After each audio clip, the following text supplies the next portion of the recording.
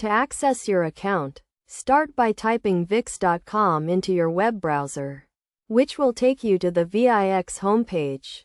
In the top right corner, you'll find the login button. Click on it and enter your email and password information. Once logged in, you'll arrive at the Wix homepage, where you'll see the design site and have the option to go to the website editor. It's essential to note that if you switch to the Wix editor, you won't be able to return to ADI, and currently, editing on mobile or tablet devices won't be possible.